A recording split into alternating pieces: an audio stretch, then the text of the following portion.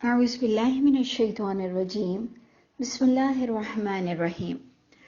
آج ہم سورہ احزاب سٹارٹ کریں گے اور ایک ایک لفظ بہت ہی غور طلب ہے، اور آپ کو تو پتا ہے کہ ہم پہلے رکوع میں حتی الامکان ٹاپک کو تلاش کرتے ہیں کہ اللہ تعالیٰ اس کے اندر ہمیں کس چیز کے بارے میں بہت زیادہ آپ دیکھیں گے کہ تاکید کی جائے گی، تو وہ پہلے رکوع پر غور و فکر کرنا بہت ضروری ہوتا ہے۔ سورہ احزاب کو ہم اس طرح سے شروع کرتے ہیں کہ یا ایھا النبی، یعنی ایک ایک لفظ آپ نے کانسنٹریٹ کرنا ہے کہ نبی کو کہا جا رہا ہے کہ اتق اللہ، سوچئے۔ اور اللہ تعالیٰ فضول باتیں نہیں کرتے ہیں، اللہ تعالیٰ لغو باتیں نہیں کرتے ہیں، اللہ تعالیٰ کی کتاب میں فضول ایڈیشن نہیں ہے۔ اس کا مطلب آپ کلیئر دیکھیں کہ اللہ کے نبی کو بھی ڈرنے کا حکم آیا ہے، اور جو چیز نبی سے ہماری طرف آتی ہے، بات بتائی جاتی ہے، تو ہمیں تو صحیح لگتا ہے اپنے لیے کہ اتق اللہ، ہماری تو زندگی تقوی کا نام ہونا چاہیے، کیونکہ ہمارے پاس تقوی کی بڑی کمی ہے، ہمارے پاس تو تقوی کی بہت کمی ہے۔ لیکن سوچئے کہ اللہ کے رسول کو کہا جا رہا ہے کہ اتق اللہ، اور اتق اللہ کے ساتھ کیا کہا جا رہا ہے، وہ بہت ہی سمجھنے والی چیز ہے کہ وَلَا تُطِعِ الْكَافِرِينَ وَالْمُنَافِقِينَ، اے نبی اللہ سے ڈرو، ان منافقین سے اور ان کافرین سے ڈرنے کی کوئی ضرورت نہیں، یعنی وہ مسلمانوں سے بھی ڈرنے کی کوئی ضرورت نہیں جو نام کے مسلمان ہیں اور بات کچھ اور چاہتے ہیں، بات کچھ اور کرتے ہیں، جس میں ہمارے پورے مذہبی پیشوا سے لے کر میں، آپ، ہم سب انکلوڈڈ ہیں کہ اگر ہم اللہ کے نام کے ساتھ اپنی پہچان کرتے ہیں، اسپیشلی میں بھی، آپ دیکھ لیجئے کہ جو بھی انسان اپنی پہچان مسلمان کے اعتبار سے کرتا ہے لیکن وہ ہے نہیں مسلمان، وہ عمل نہیں کرتا قرآن کے مطابق، اس کو اللہ نے منافق کہا ہے۔ اور منافق کے کمپیریزن میں کافرین جب آ جائیں تو اور کلیئر ہم پر ہو جاتا ہے کفر کرنے والے، جھٹلانے والے، یا منکرین حق، جن کو ہم نان مسلم بھی کہہ دیں، جبکہ ایک اعتبار سے دیکھا جائے تو اہل کتاب نان مسلم نہیں کہلاتے، ہمارے یہاں کہا جاتا ہے کہ جی یہ یہودی عیسائی یا جو بھی ہے نان مسلم، اس کو ہم کہتے ہیں، جبکہ اگر غور کیا جائے تو یہودی عیسائی بھی نبیوں کے نام کے ساتھ اپنی پہچان کراتے ہیں، اور باقاعدہ اتنے برگزیدہ انبیاء کرام، موسیٰ علیہ السلام، عیسیٰ علیہ السلام، ابراہیم علیہ السلام کے ناموں سے ان سب کی پہچان ہے، ان کو بنی اسرائیل کہا جاتا ہے، تو یہ بھی سارٹ آف مسلم ہی ہیں، پکا مسلم ہی ہیں، ہماری طرح ہی ہیں۔ لیکن اللہ کے گھر جو مسلم کنسیڈر ہوگا وہ عمل والا ہوگا۔ اور آج جب ہمارے پاس آیت آ گئی کہ ان کا کہنا مت ماننا، کن کا؟ کافرین کا، منافقین کا، یعنی چاہے مسلم ہو نان مسلم ہو، اس سے پتا چلا کہ منافق کس کو کہتے ہیں؟ جو کلمہ گو ہو لیکن تمہیں کوئی دوسرا ٹریک بتاتا ہو۔ کیا ایسا ہوتا ہے کہ منافق جو اللہ کا نام لیتا ہو لیکن اس کی باتیں اسلام سے دور ہوں، اللہ کی منشا سے دور ہوں؟ کیا ایسا ہو سکتا ہے؟ تو دیکھیں اللہ ہی کہہ رہے ہیں منافق کس کو کہتے ہیں۔ منافق کہتے ہی اس کو ہیں جو اللہ کو مانتا ہو، رسول کو مانتا ہو، لیکن عمل نہ کرتا ہو، دھوکے کی زندگی بسر کرتا ہو۔ اور ہمیں اپنی ہی آنکھوں میں اپنے آپ کو لانا ہے، دوسروں کو کم فوکس کرنا ہے کہ ہم بھی تو اتنے بڑے منافق۔ کئی جگہ ہم اپنے آپ میں منافقت دیکھتے ہیں، ڈپلومیسی، ڈوئل شخصیت، ماننا بھی لیکن پوری طرح سے نہیں ماننا، اور ہمارے اندر جو برائی ہے اس کو تو چھیڑو ہی مت، وہ تو ہم نے کہا اللہ معاف کر دے گا، اور دوسروں کی جو برائی ہے وہ ہمیں بڑی ہی کھچتی ہے، اس کو تو ہم برداشت نہیں کر پاتے ہیں، اور اپنی برائیوں پر ہم کہتے ہیں اللہ معاف کریں گے، یا اپنی برائیوں کو ہم اگنور کرتے ہیں۔ چلے ایک تو یہ پوائنٹ آ گیا، لیکن دیکھیں میرا پھر وہی پوائنٹ ہے، میرا پھر وہی سمجھنا ہے کہ میرے رب نے مجھے بڑا طاقتور بنایا ہے۔ یہ 4-5 لفظوں سے مجھے احساس ہوتا ہے کہ میرے رب نے مجھے بہت عظیم بنایا ہے، میرے رب نے مجھے بہت طاقتور بنایا ہے، میرے رب کے جتنے قانون ہیں اس کے مطابق میں چل سکتی ہوں، تو میری ساری ایکسکیوزز کی دکانیں میں نے بند کر دی۔ ایک زمانہ تھا جب ہم ایکسکیوزز لے کر اپنی ٹیچرز کے پاس پہنچتے تھے، علماؤں کے پاس پہنچتے تھے کہ یہ علماء اگر ہم کو یہ مشورہ دے دیں کہ شوہر کہہ رہا ہے کہ میرے ساتھ بیٹھ کر غلط پکچریں دیکھو، تو وہ کہے گا چلو شوہر کو خوش کر لو. اور اگر کوئی ہم سے زبردستی غیر اللہ کے کھانے کھلا رہا ہے، پکوا رہا ہے، تو چلو کوئی بھی جواب دے دے کہ ہاں کر لو، اللہ معاف کر دیں گے، اور اللہ دیکھتے ہیں کہ تم کتنی کمزور ہو، ہاں تم کر لینا، تم مان لینا، تم کھا لینا. بے پردگی بھی اگر وہ چاہ رہے ہیں کوئی تو آپ بے پردہ ہو جانا، اللہ تو تمہیں جانتے ہیں. ہم تو چاہتے تھے کوئی بھی ایسے ہی ہمیں حکمت والے مشورے مل جائیں اور ہمیں ایکسکیوزز بھی کرنے آ جائے اور ہم تسلی میں آ جائیں کہ اللہ تعالیٰ اس عالم نے مجھے کہا تھا کہ ہاں اللہ تجھے معاف کر دے گا. جب ہم نے قرآن پڑھا تو اول تو ہمیں اپنی طاقت کا اندازہ ہوا کہ اللہ نے کہا ہے کہنا مت ماننا، تو یہ تیرے کوئی خدا نہیں لگتے، تیرے کوئی بھی رشتے وہ خدائی درجہ نہیں رکھتے ہیں، یہ تجھے اصل میں نہیں پالتے ہیں. اللہ نے ہم سب کو ذریعے عطا فرمائے ہیں. تو سمجھ میں بات یہ آئی کہ ہم بہت پاورفل ہیں الحمدللہ. اللہ ہمیں مومن بنائے، منافق نہ کرے. یہ کن لفظوں سے میں نے جانا کہ اللہ نے ہمیں بڑی طاقت دی ہے، جتنا آرڈر دیا ہے اتنی طاقت ضرور رکھی. ہم بے وقوف ہیں جو اپنی طاقت کو نہیں سمجھ سکتے. تو بتائیے نا اس سے بڑا بدبخت کون ہوگا جس کے پاس خزانہ موجود ہو اور وہ فقیر بنا ہوا پھر رہا ہو، جس کو اللہ نے پوری طرح سے ہینڈسم کیا ہو اور وہ پھر بھی اپنے آپ کو فقیر سمجھتا ہو. تو اب آپ بتائیے نا اس سے بڑا بدبخت کون ہوگا کہ میرا رب مجھے کہہ رہا ہے آسمان سے، وحی کے ذریعے سے، نبی کے ذریعے سے کہ ولا تطع، کہنا بالکل نہیں ماننا، ان کا دین کے خلاف بالکل کہنا نہیں ماننا. تو اللہ نے ہم کو برین واش کیا. ہمیں لوگ کہتے ہیں کہ جی ان کا مت سنو، برین واش ہو جائیں گے. اللہ کرے کہ اللہ کے حساب کے مطابق ہمارا برین واش ہو جائے. ہمیں تو ضرورت ہے برین واش ہونے کی، لیکن پازیٹیوٹی کے ساتھ، کیونکہ ہمارے یہاں یہ برین واش ایکچولی ورڈ بہت نیگیٹیوٹی کے ساتھ یوز ہوتا ہے، بام بلاسٹر کے لیے یا قتل و غارت کرنے کے لیے. تو آپ غور کیجئے گا کہ میرے رب نے مجھے بہت پیارا پیغام دیا. پہلی ہی آیت ہے کہ دل چاہتا ہے پورا دن اس پر ڈسکس کرو کہ اے نبی اتق اللہ، اللہ سے ڈریے اور ان کافر اور منافقوں کا کوئی کہنا نہ مانیے، چاہے وہ تمہارے مسلمانوں میں سے تم کو دین سے دور کرتے ہوں جھوٹی روایتیں اور جھوٹی عقیدے دے کر، اور چاہے کہ یہ نان مسلم ہوں، ان نبیوں کے نام لا کر غلط کتابیں تمہارے آگے پیش کرتے ہوں یا تمہیں اپنے پریشر میں لاتے ہوں، ان کا کہنا مت مانیے گا. تو کیا اللہ تعالیٰ ہمیں ان کے ہاتھوں کھلونا بنانا چاہتے ہیں؟ کیا اللہ تعالیٰ ہمیں مروانا چاہتے ہیں؟ کیا اللہ تعالیٰ ہم میں صلاحیت نہیں دیکھ رہے ہیں، ہم میں اتنی طاقت بھی نہیں ڈالا اور کہا ڈرنا مت؟ یقیناً ہم میں طاقت ہے، ہم ان سے نمٹ سکتے ہیں اور اللہ کی مدد بھی ہم پر آ سکتی ہے، اور اللہ نے ہم میں اتنا روب بھی دیا ہے. تو جناب پہلی آیت نے تو دل دماغ سب بدل دیا. اور اگر آپ کو یاد ہو تو سورہ سجدہ میں یہی بات لکھی ہوئی ہے کہ اپنی سماعت بصارت دل کا صحیح فائدہ اٹھانا، نہیں تو خوار ہو جاؤ گے. آگے دیکھیے کیا آ رہا ہے کہ کہنا نہ ماننا، اور آگے کس چیز کا سہارا لینا؟ آگے آ رہا ہے ان اللہ کان علیم. اللہ کے نام کو ہم نے میچ کرنا ہے. اللہ علیم ہے. فضول ایکسکیوزز پیش مت کیا کرو، فضول اپنے آپ کو کمزور مت سمجھا کرو. اللہ علیم ہے، اللہ جانتے ہیں کہ تم پہ کتنا بوجھ ڈالیں، کتنے تمہیں آرڈر دیں، کتنی زکوٰۃ، کتنا پردہ، کتنی نماز، کتنی ماں باپ کی فرما برداری، کتنا زبان کا سنبھالنا، کتنا ایٹیکیٹس، کتنا حلال حرام میں فرق رکھنا. اللہ سب جانتے ہیں. یہ مت بولو کہ اللہ آپ کو کیا پتا کہ میں کتنی مجبور ہوں، اللہ آپ نے تو آرڈر دے دیا لیکن آپ کو کیا پتا کہ میں کتنے ظالموں میں گھری ہوئی ہوں. اللہ کو سب پتا ہے، اللہ کو سب پتا ہے. اللہ نے بہت جان کر یہ کتاب بنائی ہے. تم اللہ سے زیادہ علیم ہو. اللہ بڑے علیم ہے. کسی کا کہیں ٹیسٹ ہوتا ہے اور کسی کا کہیں ٹیسٹ ہوتا ہے. تمہیں اپنے ٹیسٹ میں پاس ہونا ہے. دوسروں کی سہولت اور دوسروں کے آرام اور دوسروں کی سکون مت دیکھا کرو. تمہیں بھی اللہ وہی آرام، وہی سکون، اس سے بھی زیادہ دے سکتے ہیں. اللہ علیم ہے. اللہ نے جو آرڈر دیا ہے وہ آپ کی بس میں ہے.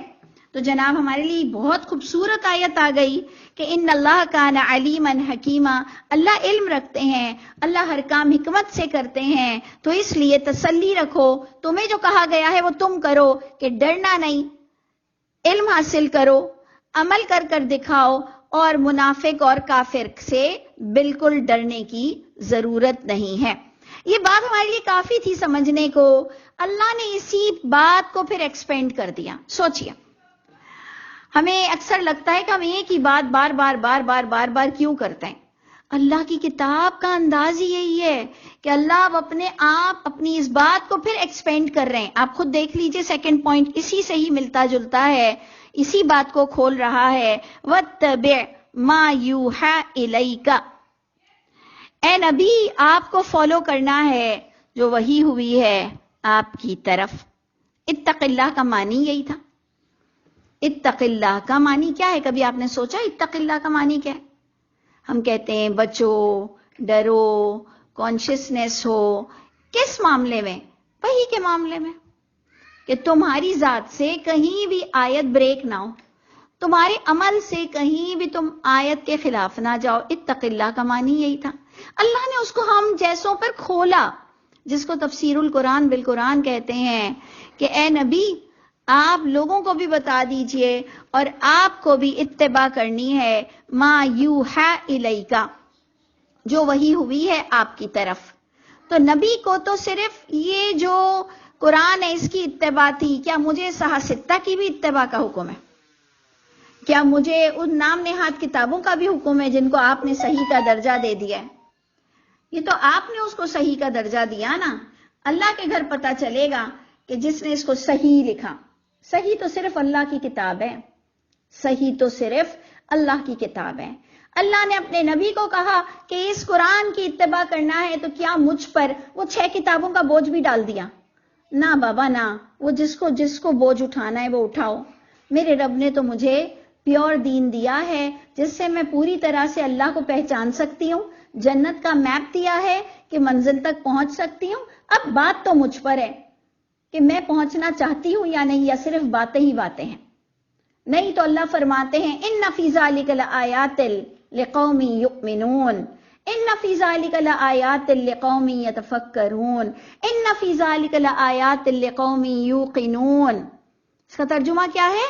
کہ اس کتاب میں انف میٹر ہے، اس کتاب میں کافی مواد ہے ایمان والوں کے لیے، یقین رکھنے والوں کے لیے، غور و فکر کرنے والوں کے لیے، نصیحت لینے والوں کے لیے، ایمان لانے والوں کے لیے۔ تمہاری وہ 6 کتابیں یا فضائل یا بہشتی زیور یا کوئی وہ شیعوں کی 4 کتاب، اللہ نے ہمیں اس کے بوجھ سے نہیں نوازا۔ اللہ نے کہا اے نبی آپ نے اتباع کرنی ہے جو وحی ہوا ہے، تم اپنی غیر مطلوع کے چکروں میں پڑے رہو۔ اللہ نے ہمیں جو چیز ہم نماز میں تلاوت کرتے ہیں نا، ہمارے لیے کافی، الحمدللہ۔ آپ جائیے، آپ کو جو سمجھ آ رہا ہے وہ کریں۔ اللہ نے ہمیں تو یہ عقل عطا فرما دی، اللہ نے ہمارے دین کو چھوٹا سا، کمپیکٹ، پیارا سا دین کیا۔ اللہ تعالی ہمیں فل مارکس لانا نصیب فرمائے کہ اب ہم اس میں سے مارکس کو ڈیڈکٹ نہ کریں اور پوری طرح سے اللہ کو مومن بن کے دکھا دیں۔ کیونکہ اگر ہم خوش قسمت ہے کہ ہمیں چھوٹا سا پیکٹ مل گیا اور اس کے علاوہ ہم سے کوئی سوال نہیں ہوگا، تو آپ غور کیجئے، وَاتَّبِعْ مَا يُوحَىٰ إِلَيْكَ مِن رَبِّكَ، اے نبی آپ نے اتباع کرنی ہے جو وحی ہوئی ہے آپ کی طرف۔ من ربی کا جو ہے صرف اس تک ہی محدود ہے، ایون ہم حدیث قدسی کے لیے بھی پکڑ میں نہیں آئیں گے، وہ بھی تمہاری مین میڈ ہے، حدیث قدسی بھی تمہاری مین میڈ ہے۔ من ربی کا تک ہماری پکڑ ہونی ہے، جو رب کی طرف سے ہوگی بات وہاں تک میری آپ کی پکڑ ہے، جو میں اور آپ جس کو ختم القرآن بھی کرتے ہیں اور جس کو میں اور آپ نمازوں میں بھی پڑھتے ہیں۔ ان اللہ کان بما تعملون خبیرا، بے شک ہے اللہ تعالیٰ جو تم عمل کر رہے ہو سب سے باخبر ہے۔ اس وقت میں جو درس دے رہی ہوں وہ بھی اللہ کے گھر پہنچ رہا ہے، اس وقت میں جو کہہ رہی ہوں وہ یوٹیوب پر بھی جا رہا ہے، وہ کھل کے آ رہا ہے، اور اس میں کوئی ڈھکی چھپی بات نہیں ہے، کوئی ڈرنے کی ضرورت نہیں ہے. تم تمہارے دین کے ساتھ، ہم ہمارے دین کے ساتھ، ہم اپنے وقت کو جو اللہ نے ہمیں وقت دیا ہم اس کو جیسے استعمال کریں اور جو بہتر سمجھیں. تو آپ غور کیجئے کہ بڑی خوبصورت بات کے ساتھ اب اللہ تعالیٰ فرماتے ہیں وَتَوَكَّلْ عَلَى اللَّهِ، وَتَوَكَّلْ عَلَى اللَّهِ. ہم نے اس سے پہلے بھی کئی بار جب یہ لفظ آیا توکل، ہم نے کہا یہ بڑا انٹلیکچول پوائنٹ ہے، واٹ از توکل. آج تک بھی ہم کنفیوز تھوڑا رہتے ہیں کہ توکل کس کو کہتے ہیں، توکل کس کو کہتے ہیں. کچھ لوگ غلط کام کر کے کہتے ہیں میں اللہ پر توکل کرتا ہوں، کچھ لوگ صحیح کام کر کے عمل نہیں کرتے ہیں، ڈرتے ہیں اور کہتے ہیں میں توکل کرتا ہوں اللہ پر. تو اس لیے اب توکل کیا ہے اس کو ہم نے بار بار اپنی زبان میں ڈیفائن کیا. آپ کو میں سمجھتی ہوں اس سے پیارا آتا ہوگا توکل کی ڈیفینیشن. میں اپنی سیدھی زبان میں یہ کہتی ہوں کہ جو چیز مجھے پتہ چل جائے اللہ کی کتاب سے کہ یہ حق ہے اور سچ ہے اور اس کو کرنا اسی طرح ہے اور اس کے آفٹر افیکٹس کچھ بھی ہوں، اس کا ریزلٹ کچھ بھی پاس ہو، اس کا جو بھی انجام ہونا ہے ہونے دو، وہ تو کرنا پڑے گا جو رب نے کہا ہے، تو اس کو کر جانا توکل ہے. یہ نہیں دیکھو کہ میرا انجام کیا ہونا ہے، یہ نہیں دیکھو کہ میرا ریزلٹ کیا آؤٹ ہونا ہے، اچھا ہی ہوگا اگر اللہ کی کتاب کے مطابق 100 بار یقین کرو. پہلے اوور کانفیڈنس بھی ہونے کی ضرورت نہیں ہے. آپ 100 بار دیکھو کہ آپ جو کر رہے ہو وہ رائٹ ہے، جو بول رہے ہو وہ صحیح ہے، کیا یہی حکم آپ کو مل رہا ہے. اگر آپ کو لگتا ہے اور آپ کا کوئی ایک حمایتی بھی نہیں ہے تو ڈزنٹ میٹر، کوئی فرق نہیں پڑتا میرے پیچھے کون ہے، میرا حمایتی کون ہے، مجھے کون کافر بولتا ہے. اگر وہ صحیح ہے، کاز صحیح ہے، وَتَوَكَّلْ عَلَى اللَّهِ. پھر اے نبی آپ توکل کیجئے اللہ پر. وَكَفَى بِاللَّهِ وَكِيلًا. آپ دیکھ لیجئے کانسیپٹ کیا دے دیا گیا کہ وکیل بھی کوئی غیر اللہ نہیں ہے. یعنی محمد صلی اللہ علیہ وسلم کو لوگ جو میں سمجھتی ہوں وہی ضد اور مجبور کر رہے تھے کہ وکیل تو مان لو، وکیل تو نبیوں کو مان لو. ہمیں بدبخت کہا جاتا ہے، ہمیں کہا جاتا ہے خدا اس کو ہدایت دے، یہ تو نبیوں کو وکیل بھی نہیں مانتی. یہ وکیل نہیں ہوں گے تو ہماری بگڑی کون بنائے گا.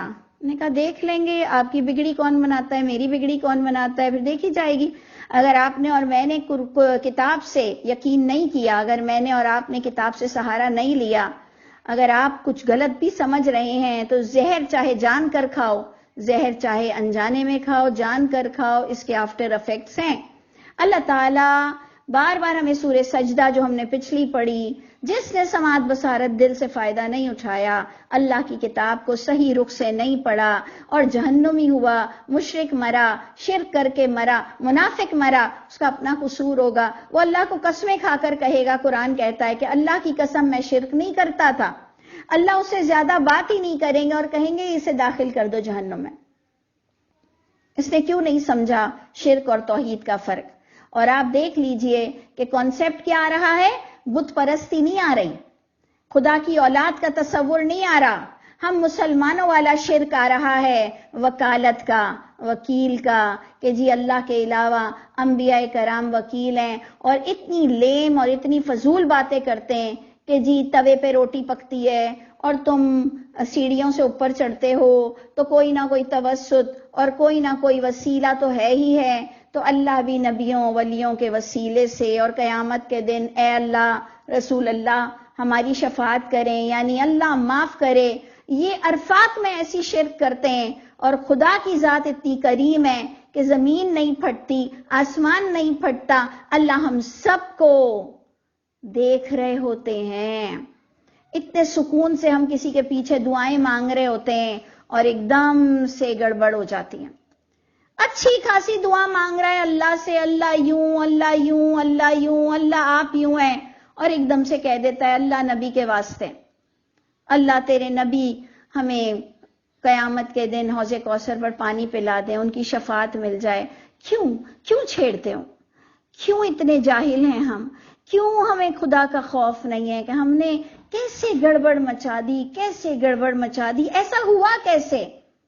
جہاں نبی کو تعلیمات دی گئی جہاں مسلمان جو پہلے پینل پر جو صحابہ کرام ہوں گے، میں قسم کھا کے کہہ سکتی ہوں وہ نبی کو بھی وکیل نہیں مانتے ہوں گے، کیونکہ نبی نے ہی ان کو یہ عقیدہ دیا کہ کفا باللہ وکیلا۔ یہ نبی نے اپنے دور میں لوگوں کو یہ عقیدہ دیا، کفا باللہ وکیلا، کافی ہے اللہ ہی وکیل کے اعتبار سے۔ اللہ ہم کو یہ سمجھنا اور پھر توکل کرنا کہ میرے اللہ کے پاس ہی سب جا رہا ہے، میرا عمل مجھے بہترین انسان بنا دے۔ اللہ ہمیں یہ توکل نصیب فرمائے اور بعمل بنا دے۔ اب جناب بات اصل شروع ہوئی سمجھنے والی، کہ یہ بات اللہ ہمیں لاجیکلی اب کیا بتا رہے ہیں کہ ایک دل میں دو خدا نہیں ہو سکتے، ایک دل میں دو خدا نہیں ہو سکتے، اور اس میں ہم سارا ملبہ انہی پر ڈال دیتے ہیں جو خدا کی اولاد بناتے ہیں کہ ہاں جی اللہ تو ایک ہی ہے، اللہ کی اولاد تھوڑی ہو سکتی ہے۔ بت پرستی والوں پہ ملبہ ڈال دیتے ہیں کہ ہاں جی اللہ کے ساتھ یہ بت بتنیاں کوئی حقیقت نہیں رکھتی۔ ارے بابا تم بھی ذرا اپنے لیے بھی دیکھ لو کہ تمہیں بھی بتایا جا رہا ہے کہ ایک دل میں دو خدا نہیں ہو سکتے، کہ اللہ تو ہے لیکن میرا نبی مجھے بچا لے گا، اللہ تو ہے لیکن سورہ ملک بھی میری قبر میں آ کر بچا لے گی، اللہ تو ہے لیکن میرے قربانی کے جانور بھی آ کر مجھے بچا لیں گے۔ یہ ایک دل میں دو نہیں ہو سکتا، ایسا ہو ہی نہیں سکتا کہ تم کلمہ تو پڑھو لا الہ الا اللہ لیکن تمہارا عمل کچھ اور ہو، تمہاری باتیں کچھ اور ہوں۔ تم ویسے تو کہو وحدہ لا شریک کا میں عقیدہ رکھتا ہوں، لیکن اللہ کے ساتھ نام جوڑنے کی تم کو عادت ہو گئی ہو اور جو نکل نہیں پاتی ہو۔ تو دیکھیے ابھی بھی وقت ہے، ابھی بھی وقت ہے، ہم جب تک زندہ ہیں ہم بہت خوش نصیب ہیں، جب تک کہ ہماری نماز جنازہ نہیں ہوئی ہم بہت خوش نصیب ہیں، نہیں تو اگر ہم کرپٹ عقیدے کے ساتھ گئے نا تو چاہے پلٹن کے پلٹن تم 40 صفحے لے آؤ اپنی نماز جنازہ کی، بخشش نہیں ہونے والی ہماری اگر ہمارا عقیدہ کرپٹ ہوا تو بڑی خوبصورت بات ہے، اس کو بہت غور سے دیکھیے گا کہ ما جعل اللہ لی رجل، نہیں بنایا اللہ نے لی رجل، کسی رجل کے لیے، کسی مرد کے لیے نہیں بنایا، من قلبین، اس کے دو دل اس کے سینے میں، دو دل سینے میں کسی مرد کے لیے، کسی انسان کے لیے اللہ نے نہیں بنایا۔ اس کو لٹرل فارم میں لے لیں تو ہو سکتا ہے کوئی ریئر کیس ہو جائے، لیکن بامحاورہ لے لیں تو اللہ کہتے ہیں ایسا کوئی دل نہیں کہ اس کے سینے میں دو دل ہوں، ایسا کوئی سینہ نہیں جس کے اندر دو طرح کے الہ بس رہے ہوں۔ ما جعلا، اس کے کمپیریزن میں اللہ نے قرآن کا یہ عقیدہ بھی جو قرآن میں ڈسکشن آیا کہ عورتوں کو زہار کرنے والا، کہ اپنی بیوی سے جب ناراض ہوتے ہو تو طلاق ہے ایک تو ہمارے ہاں، اور ایک قرآن سے ہمیں ملتا ہے زہار ہے، زہار یعنی پیٹھ پھیر لینا۔ تو جناب پیٹھ پھیر کر یہ کہنا کہ اب تم میری ماں کے برابر ہو، یعنی میرا تم سے اب ریلیشن میاں بیوی والا، بے پردگی والا نہیں ہے، اور اس طرح سے میں تم سے پیٹھ پھیرتا ہوں، جس کی اللہ نے بڑی پینلٹی بھی دی کہ 2 مہینے لگاتار مرد نے روزے رکھنے ہیں، پھر جا کے اس کی توبہ قبول ہوگی۔ اور الحمدللہ آج ہمارے زمانے میں ہمیں یہ اتنی چیزیں مل نہیں رہی ہیں، یعنی بہت اصلاح ہو گئی اس کے بعد۔ خدا کرے کہ صرف قرآن کو پڑھا جائے، قرآن سے قرآن کو سمجھا جائے، اللہ کرے کہ وہ جو جھوٹی روایتوں والی دکانیں بھی بند ہوں، اور اللہ ہم سب کی بھی قرآن سے اصلاح فرما دے، ہم پیورٹی کے ساتھ مریں، ہم مریں تو اپنے پکے ایمان کے ساتھ مریں کہ اللہ ہم سے راضی ہو۔ تو اللہ تعالیٰ نے ہمیں بتایا جیسے ایک سینے میں 2 قلب نہیں ہوتے ہیں، بالکل اسی طرح نہیں بنایا ازواجکم، تمہاری زوج کو، تمہاری بیویوں کو، لائی، وہ عورتیں جو تظاہرون منہن، تم زہار کر دیتے ہو، تم پیٹھ پھیر لیتے ہو ان عورتوں سے، اللہ نے نہیں بنایا امہاتکم، تمہاری مائیں، اللہ نے ان کو تمہاری مائیں نہیں بنایا ہے۔ جیسے ایک بیوی سے نکاح ہو جائے تو پھر وہ ماں کا درجہ نہیں رکھتی، یا آپ اس کو یوں کہہ لیں کہ ایک ماں کے پیٹ سے جو بچہ نکلتا ہے اس کی 2 مائیں نہیں ہوتی ہیں، جو ماں ہے وہی ماں رہے گی، تم اور کو ماں بول کر ماں بنا نہیں سکتے ہو۔ سمجھ آ رہی ہے بات؟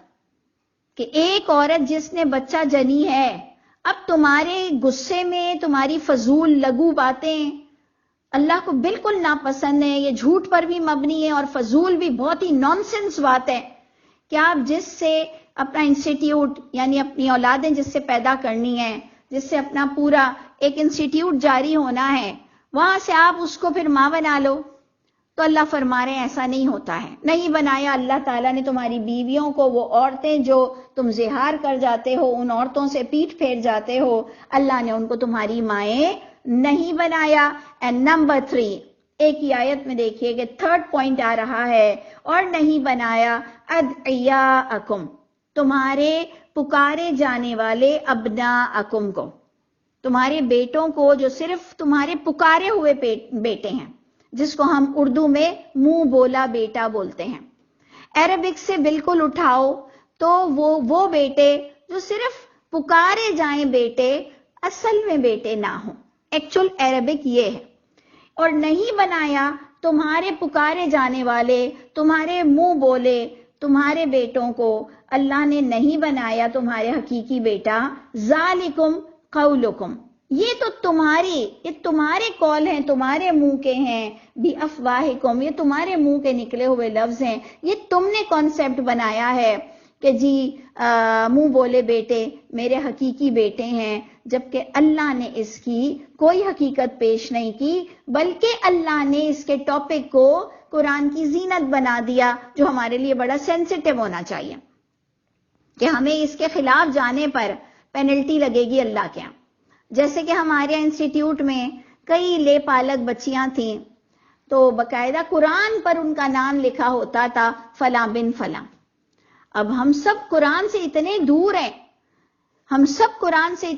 ہیں، کہ ہماری انسٹیٹیوٹ میں بچیاں ایسی تھیں جو لے پالک تھیں، لیکن ان کے بھی ماں باپ کو مسلمان ہونے کے بعد بھی یہ نہیں پتا تھا کہ یہ اتنا بڑا جرم ہے، اور ہم قرآن پر بھی ان کا نام لکھ رہے ہیں تو ان کے حقیقی باپ کا نام نہیں لکھ رہے ہیں، لے پالک کے نام کے ساتھ لکھ رہے ہیں. اور ہم نے بھی ان کی رجسٹری یا ہم نے بھی ان کا رجسٹر میں نام وہی لے پالک باپ کے نام کے ساتھ لکھا تھا.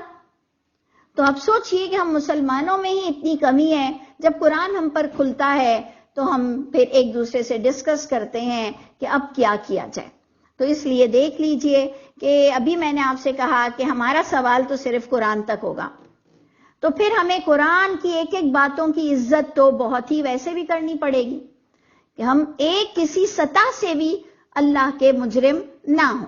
تو اللہ تعالیٰ فرماتے ہیں کہ اللہ نے نہیں بنایا تمہارے لے پالک بیٹوں کو تمہارا بیٹا، یہ تو تمہاری اپنی باتیں ہیں تمہارے منہ کی. واللہ یقول الحق، اگر تمہیں یہ بات ناگوار لگ رہی ہے کہ جس کو میں نے بچپن سے پالا، اللہ تو یقول الحق، اللہ تو سچی بات کہہ رہے ہیں. وَهُوَ يَهْدِي السَّبِيلَ، اور وہ تو تمہیں رہنمائی کر رہے ہیں سیدھے راستے کی. یعنی یہی راستہ بہتر ہے کہ وہ تو ان کو پتا ہو کہ وہ تمہارے سگے بیٹے نہیں ہیں. دیکھیں اس کے اندر حکمتیں ہم اپنی نکالتے ہیں کہ اگر ہم نہ بتائیں اپنی بیٹیوں کو کہ یہ بھائی تمہارا پلا ہوا ہے، یا یہ بھائیوں کو نہ بتائیں کہ یہ بیٹی ہم نے کہیں سے لائی ہے، تو ان کو پتہ چل جائے گا کہ یہ ہماری بہن نہیں، یا ان کو پتہ چل جائے گا کہ یہ ہمارا بھائی نہیں، تو یہ وہ عزت نہیں دے سکیں گے، یہ ڈسکریمنیشن ہو جائے گا. لیکن یہ تو ہماری حکمتیں ہیں نا، ہماری حکمتیں تو سب اللہ کے آگے فضول ہو جاتی ہیں نا جب رب تعالیٰ نہیں چاہتے ہیں. جب رب تعالیٰ کا قانون بتاتا ہے کہ نہیں جی لے پالک کو پتا ہو کہ آپ ان کے سگے نہیں ہو، تو پھر ظاہری باتیں اسی میں ہی بہتری ہوگی. اگر ہم اللہ والے لوگ ہیں، اگر ہم اللہ کے قانون سے راضی ہیں، میں نے اس وقت بھی آپ کو بار بار کہا ہے کہ ہم انشاءاللہ رضی اللہ بن سکتے ہیں اگر ہم اللہ کے قانون سے راضی ہوں. اگر ہم اس لے پالک کے قانون پر راضی ہیں کہ ٹھیک ہے اگر اللہ کہہ رہے ہیں تو بتا دو اس کو کہ آپ کا نام ہمارے ساتھ نہیں جڑ سکتا. ہمارے یہاں تو جی ہاتھ پکڑ کے بیٹھ جاتے ہیں کہ اگر کوئی ان کی رہنمائی کرے کہ جی آپ اپنی بیٹی کا نام اپنے نام کے ساتھ لگا رہے ہیں، نکاح نامے میں بھی آپ نے اپنا نام لگا دیا، قرآن پر بھی ہاتھ پکڑ کے بیٹھ جاتے ہیں، آپ نے تو میرا دل دکھا دیا، آج تو میں کہیں کا نہیں رہا، آج مجھے اصل حقیقت پتہ چلی، یہ کیا بات ہوئی. بھئی آپ راضی رہو اللہ کے قانون پر، آپ کو اتنا صدمہ تو نہیں ہونا چاہیے. آپ کو تو کہنا چاہیے ٹھیک ہے جو اللہ نے کہا ہے اللہ میرے گناہوں کو معاف کیجئے. اس میں بھی اللہ یہی کہہ رہے ہیں جنہوں نے انجانے میں یہ گناہ کر گئے اللہ انہیں معاف کریں گے. یعنی اتنا سینسیٹیو ایشو ہے کہ اللہ کہہ رہے ہیں کہ اگر یہ تم نے انجانے میں کر چکے ہو تو اللہ معاف کریں گے. جان کر جس نے ابھی بھی پرولونگ کیا، ابھی بھی جس کے کانوں میں یہ بات جا چکی ہے کہ لے پالک کو سگے باپ کا ہی نام لگے گا، اور اگر تم ان کے باپ کا نام نہ جانو تب بھی وہ تمہارے دینی دوست ہوں گے، لیکن وہ تمہاری اولاد نہیں کنسیڈر کیے جائیں گے. تو یہ اللہ کی کتاب ہے. اس آیت کو ہم بس اینڈ کرتے ہیں کہ ادعوہم لآبائہم، پکارو ان کو ان کے باپ کے ناموں سے، ہوا اقسط عند اللہ، وہ زیادہ پسندیدہ یا زیادہ انصاف والا طریقہ ہے اللہ کے نزدیک.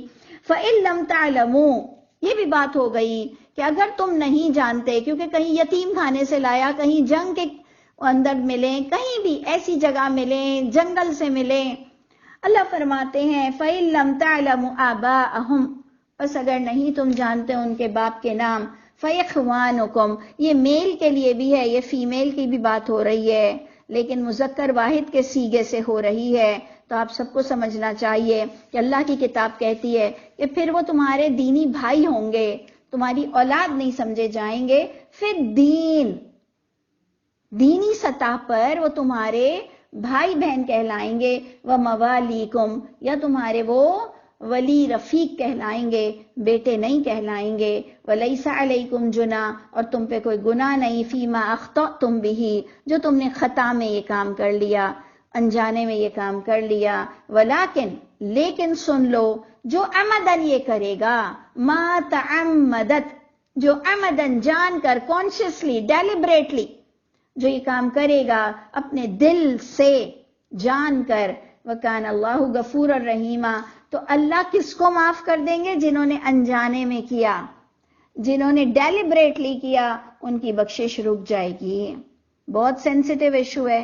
اللہ تعالی ہم سب پر رحم فرمائے، اور ان آیتوں کو سننے اور سمجھنے کے بعد جن پر یہ آزمائش اب آ گئی ہے ان کو کامیابی سے نکلنا چاہیے، اس آزمائش کو پورا اترنا چاہیے. وہ اللہ ان کو بہت اجر دیں گے. اللہ تعالی ہم سب کے حامی و ناصر ہوں. اور بھی بہت بڑی بڑی خوبصورت آیتیں ہیں سورہ احزاب میں، ایک ایک آیت سمجھنے والی ہے.